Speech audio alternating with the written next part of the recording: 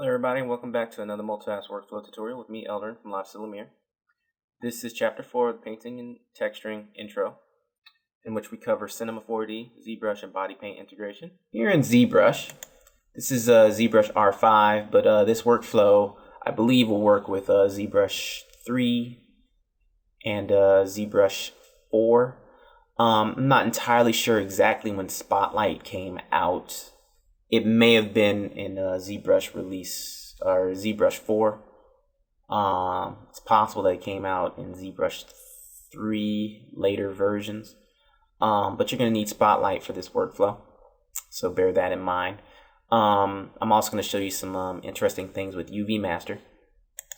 So we're going to definitely want that in our toolkit as well. I'm not sure which version that came out with, but you're going to want that version. All right. So anyway, what we're going to do is we're going to import, and we're going to go to our usual directory here. So 3D modeling and Testa, and we're going to go to OBJ, and we're going to go ahead and import in her mesh. And then in ZBrush, what we do is our mesh is going to come in as a tool in ZBrush, a Z tool. And what we're going to want to do is we're going to want to, in draw mode, draw it onto the canvas. So let's just draw it real fast. And ZBrush is interesting. If you start trying to manipulate this now, what you'll end up doing is drawing another model onto the canvas. You don't want to do that. When I teach this to other people, I usually tell them, yeah, import the model, and you immediately, the next thing after you draw the model onto the screen, you want to go into edit mode almost immediately. Once you're in edit mode, you can move around now. Alt left click will allow you to pan the model around.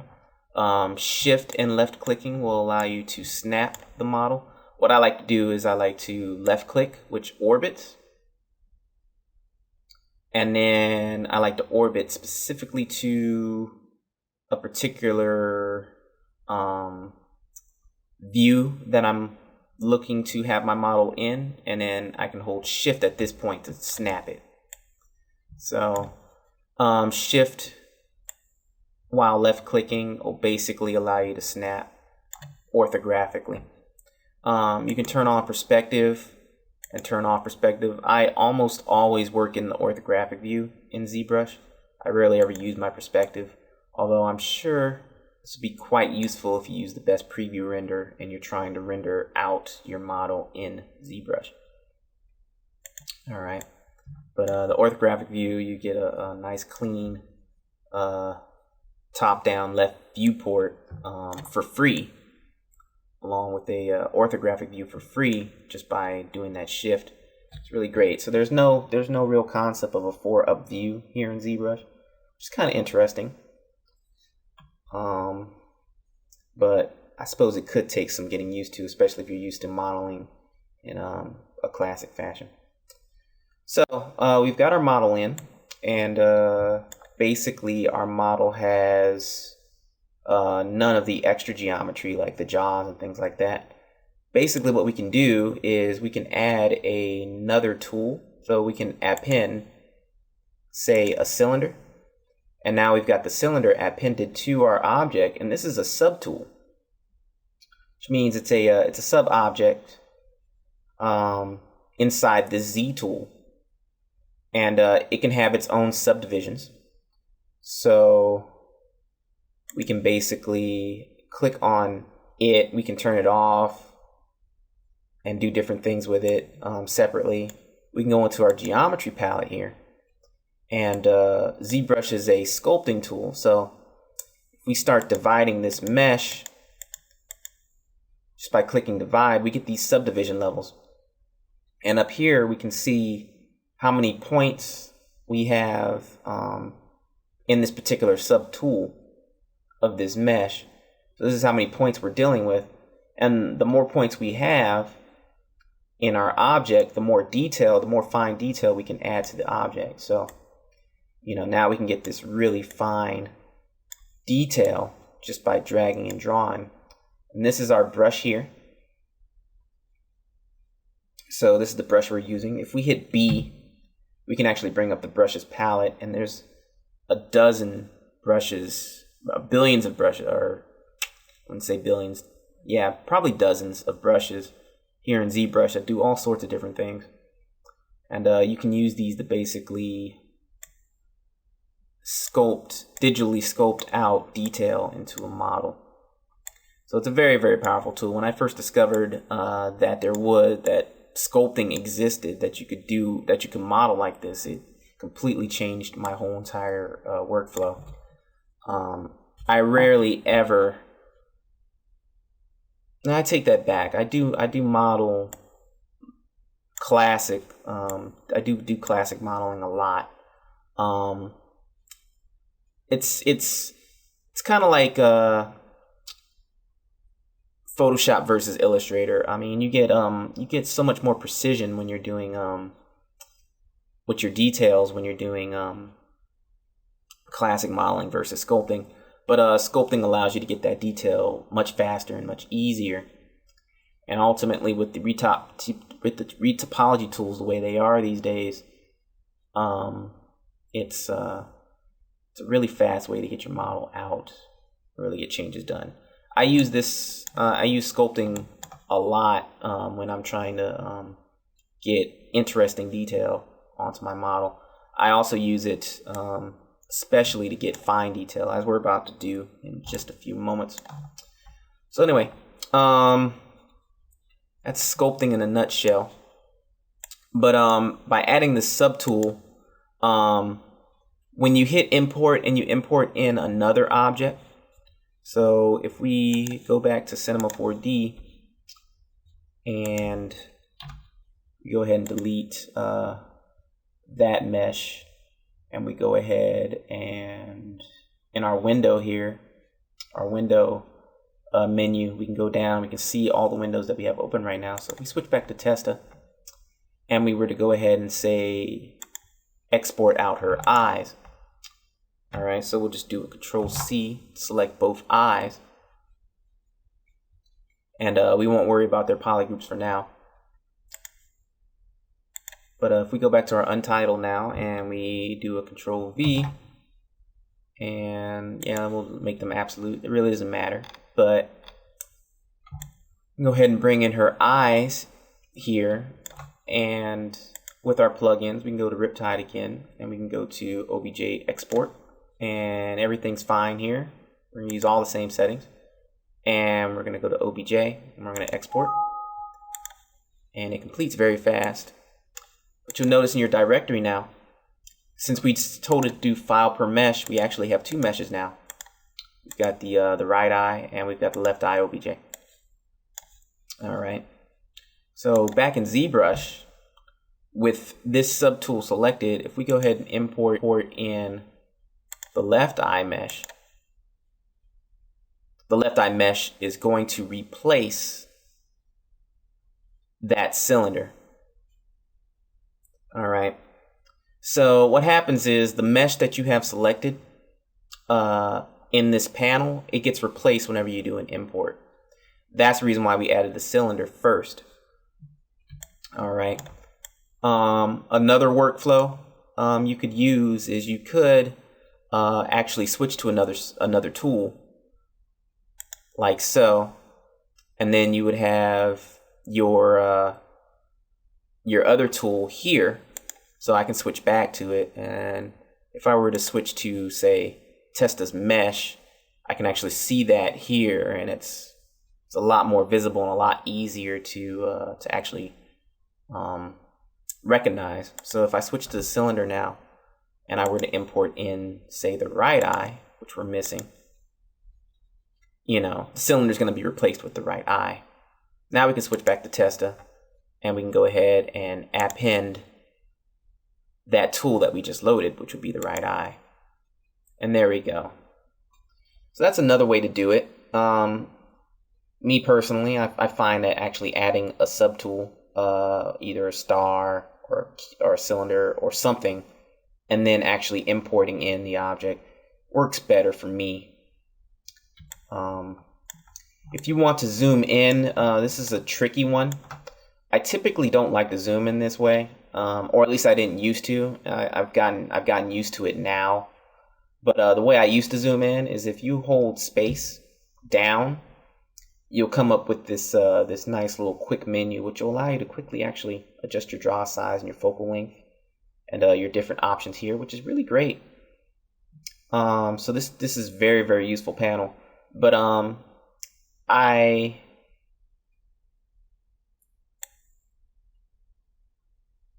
usually like to zoom in this way. Just by moving over scale, I can kind of just zoom in like that. Or you can come over here and zoom in that way and pan this way. So you can come over here to the palette here as well. I like to do it here because, you know, it's right in my face. It's right in the viewport. But the keyboard shortcut to scale is you hold Alt, then you left click, and now you're in panning mode.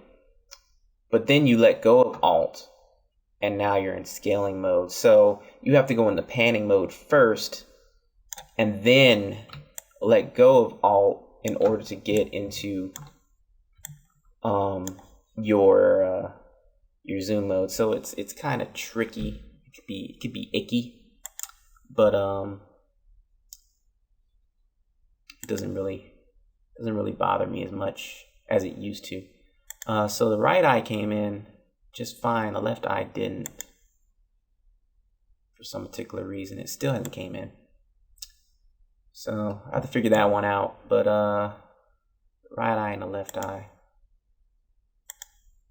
Don't know why the left eye didn't come in, or if it did, where is it?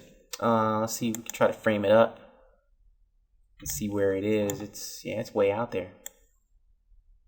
It's curious. It's curious why it would be out there. We can go ahead and re-export it from Cinema 4D to get a better placement of it, or we could try to move it using Zbrush's transpose tools, which I also don't really like that much right now.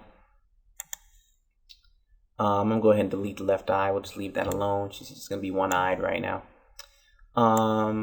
Actually getting her eyes and the tongue and all that stuff in is not really important to me right now. But if you want to add extra detail to the teeth and to the eyes, certainly take the time out to go ahead and add those subtools in. What I like to do in the texturing workflow, first of all, we want to set her color of her material, because her color of her material is going to affect our poly paint. Right now we're using this red wax cap like material, and if we were to apply textures to this material, what would happen is this red would blend in with the skin color, and that wouldn't look very good. So what I like to do first is I like to change my material for my model to skin shade, the skin shader material, and that's just going to give you a really base skin shade like material that's really conducive to skin. It has some subsurface scattering parameters applied to it here in ZBrush, and has a few other interesting parameters to it that really conducive to painting skin textures. It's really awesome. And I almost use this as my default for just about everything. It's just a really, really nice looking material. All right. After that, we need to make sure that this material is baked in, because you can see right here in the panel, actually it still thinks that the red wax cap material is the material that you're using. This material is just basically being applied as an extra paint coat over top of that material. You're still going to have issues, especially if you reload this tool. You're going to have issues with it reverting back to the red wax material. So what you're going to want to do is you're going to want to flood her material with this new material. So we're going to turn off Z-add mode. Z-add mode basically allows us to sculpt, basically adding Z depth with the brushes. We want to switch to mRGB, which is the material RGB channel.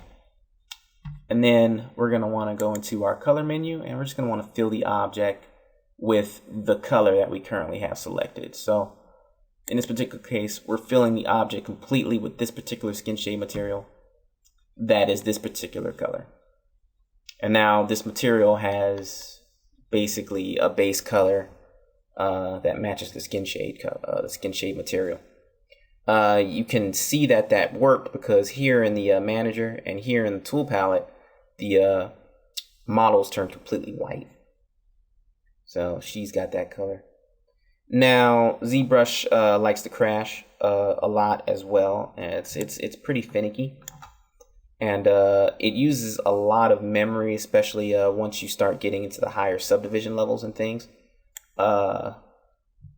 So just to be on the safe side, what we're going to do is we're going to go ahead and save as, and you want to come up here and do a save as.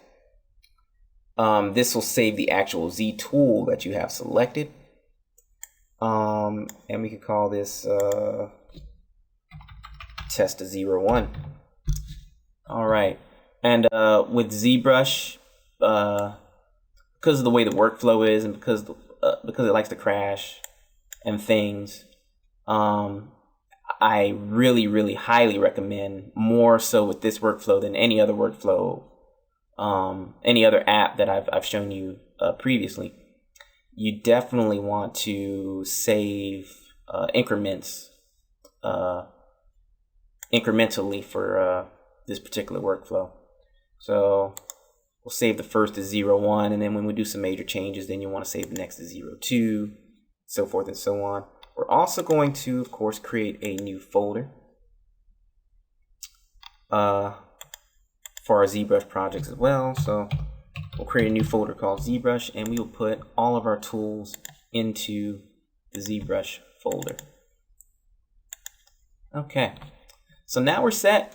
We've got our tools saved. We've got our color flooded out for our object. We've got any subtools loaded that we want to have loaded up. That'll help us sculpt and help us paint around. And now what we want to do is we want to import in the DAZ material so that we have a jump off point where we can paint our model, from the beautiful position that DAZ put us at. All right, so in order to do that, we need polygroups, because basically these textures are all laid on top of each other.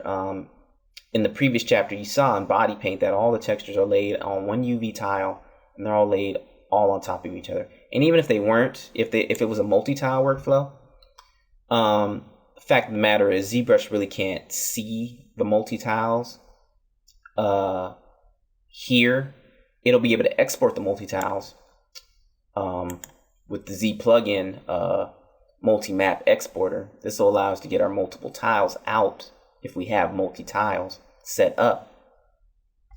It allows us to just basically get all our maps out really quick, and we'll be discussing that later in this series. But ZBrush can't see these textures as one map. If we try to load up a map, it's going to load up on the whole model, but it's going to look really weird. So in order to load up multiple textures, what we need to do is we need to use our polygroups, and that's why we set our polygroups up.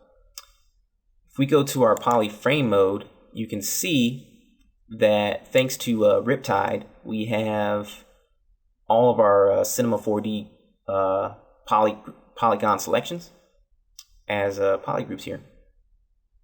And what we can do in ZBrush is we can hit Control Shift and click on a particular polygroup, and we can hide everything but that polygroup. We can Control Shift click on this again and hide the inverse. So now we have every polygroup showing except for that polygroup. And then we can hit Control Shift in some white space here, or in this case gradient space, and we can basically bring the whole model back. All right. With our polygroups, what we can do is each polygroup has a different texture applied to it. or in this case, some polygroups have the same texture applied to all of them. But the way Daz broke it up, they're just broken up into various different parts is all. So what we can do is we can hide everything but say one polygroup, and then we can figure out what texture is applied to this particular polygroup. What we can do is we can go to our texture menu and go ahead and import in our texture. In this case, it's going to be her torso. We can go ahead and load that texture here. By clicking on the texture, we can load it into this main texture area here, and then we can go ahead and flip it vertically. Zbrush uses a vertically flipped texture space.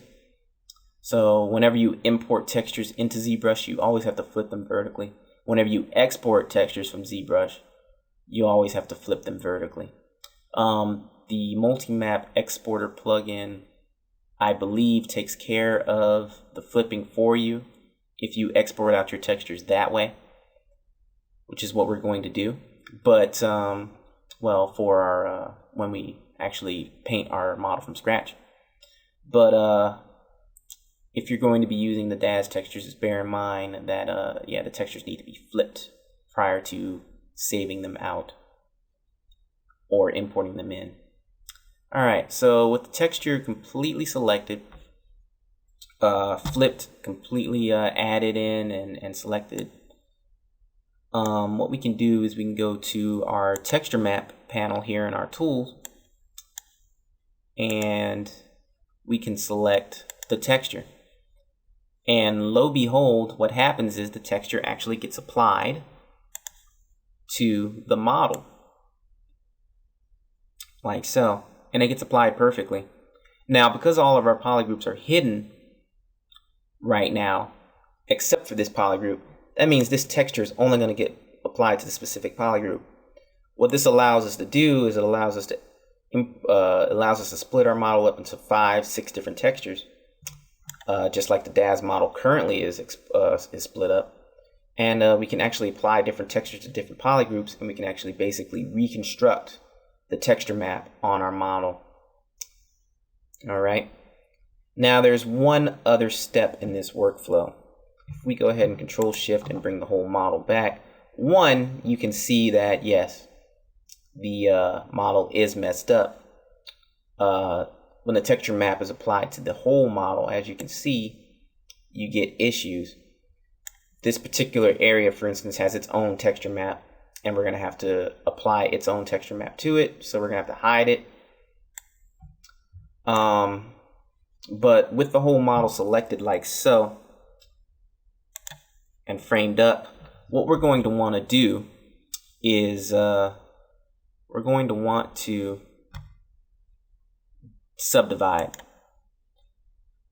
Now, polypaint in Zbrush is just as it says.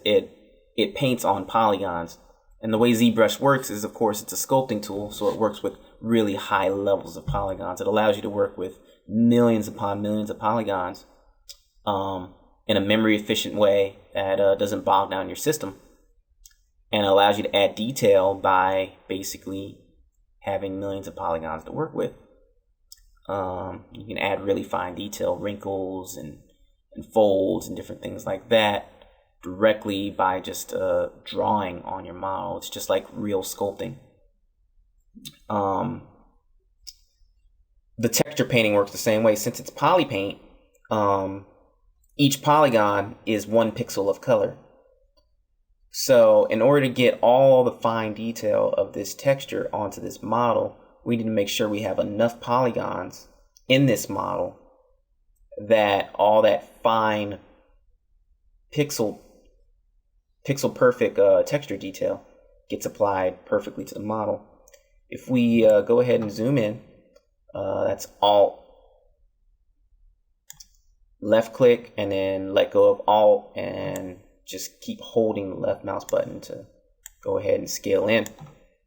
If we zoom in real close, what's going to happen is this particular detail is only going to get applied to just this polygon. We're going to lose all of this fine detail that's inside this particular space.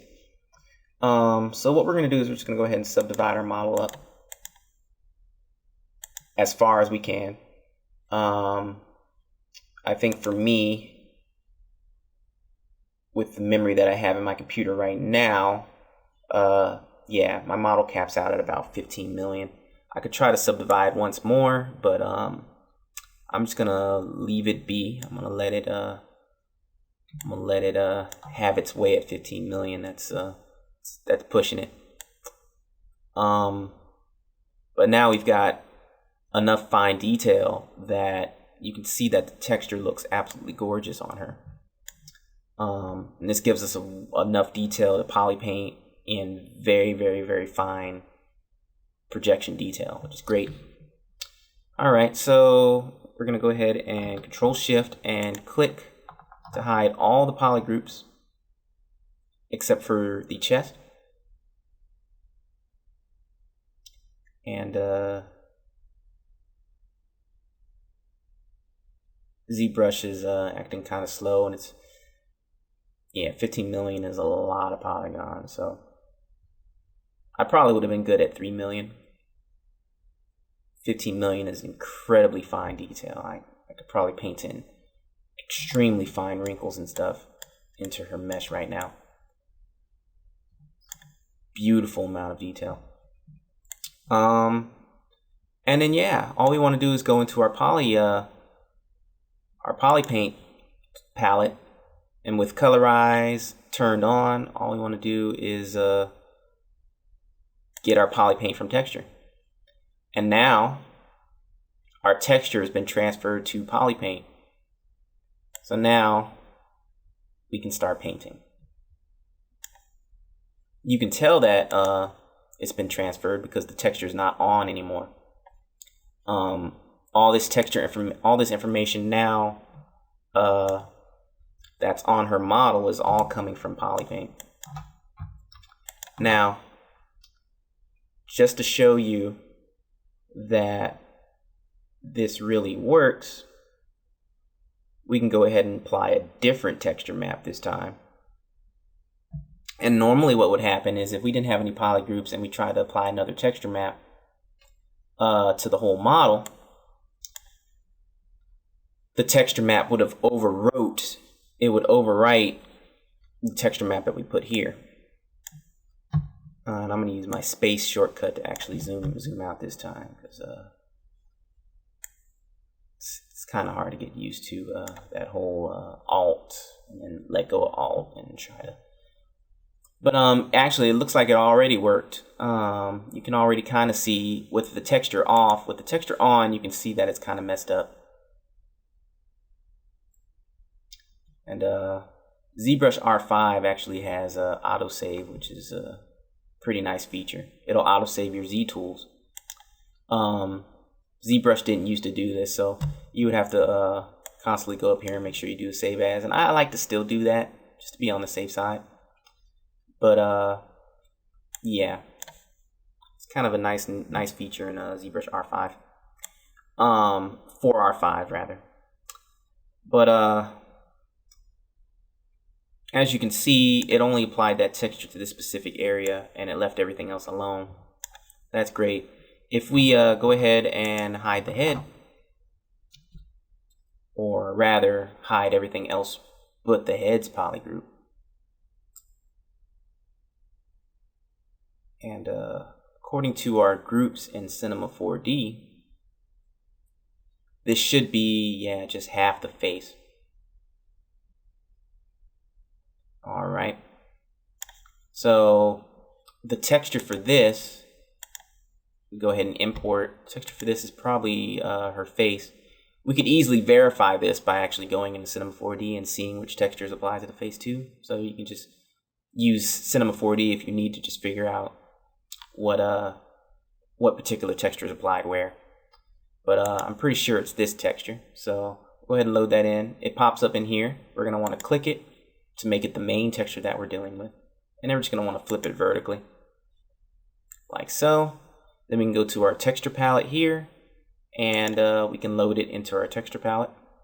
So we'll load the face in there, and now the face is applied to this poly group.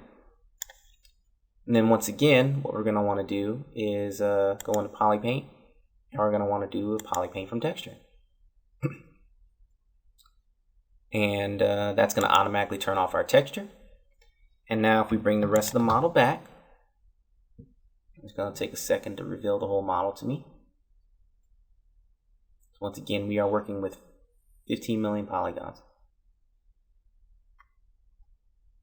of which 2 million are actually in this particular model itself. So your active points here is how many points you're actually dealing with as a whole with all your subtools. And your active points is usually what you're dealing with total what you can see. So as you can see, now we've got the face and it's perfectly textured. Alright. And so yeah, that's the basic workflow. If you want to load your DAZ textures in and you want to use them as a base, and then you want to add more detail, say add some more redness to the chest, maybe she gets flushed. This particular character gets flushed a little bit more than most characters, something like that. You can use the DAZ skin as a base, and then you could add some of that color detail.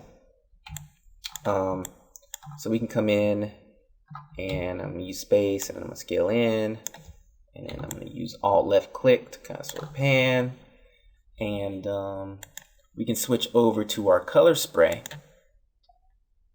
And what's cool about color spray is color spray allows you to kind of sort of get a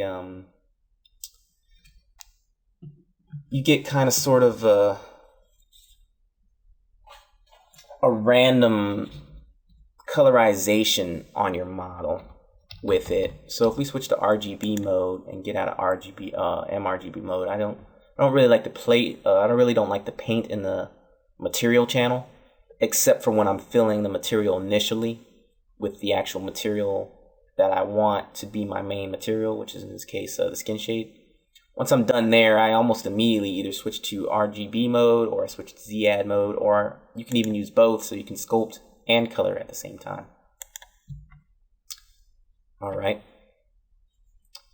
And then what you could do is using your Wacom pen or using your mouse, you can actually click and hold on your main color here, and you can actually drag, and you can actually pick a color from your skin. Okay, and then so you can pick a color from your skin, and then I could say move it more into a red zone, so I get more of a rosacea kind of thing going on. And then with color spray, I'm actually going to get a random pattern of color based on this color. So it kind of allows you to paint a skin texture, as you can see, but you get this variation in your color. So this would be a great way to say add some more detail to her if you were trying to paint in some sort of rosacea kind of thing going on. Maybe she blushes a little bit in those particular areas, or maybe you wanted to animate the texture, you know, and make her blush, so you can like blush her out in there and then use some tricks in Cinema 4D so you make that blush happen only during certain animation. That's pretty awesome. Also, when I'm painting in skin color like this, I like to use alphas in Cinema 4D. So this particular alpha is one of my favorites for painting in skin-esque materials. So you can kind of come in now and you can kind of just sort of kind of build up a skin texture. So this is a great way to kind of sort of use the texture you already have in case you didn't want to actually load up multiple textures.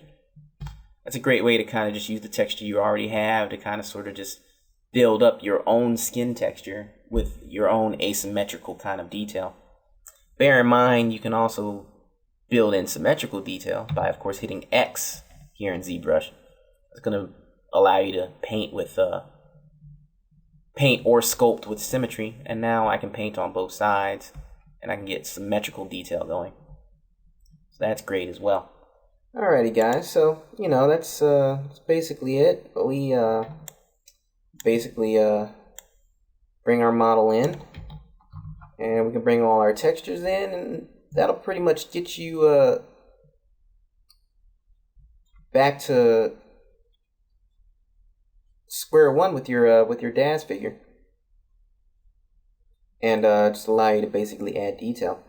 Now, if you wanted to add your own detail, that's even better, because you don't have to worry about actually going through and trying to bring these textures in. All you would need to do is basically create the mRGB channel, fill that out with the basic texture, and then you can just start painting by using a Spotlight. So we're going to cover Spotlight shortly, but first I want to show you a alternate UV method here in ZBrush in the next chapter. So I'm going to show you how you can create UVs very easily here in ZBrush, and unlike in previous versions, the UVs you can create using this method are going to be clean, concise UVs that allow you to be able to take them into Photoshop and basically be able to see exactly all the detail in your mesh, and be able to paint with all the beauty that you would find in Photoshop. But you're going to be able to create these UVs very easily in ZBrush, and then you're going to be able to use body paint to be able to split them up into multiple tiles so that you can continue working. Alright, so we're going to look at that in the next chapter, so I'll see you guys there.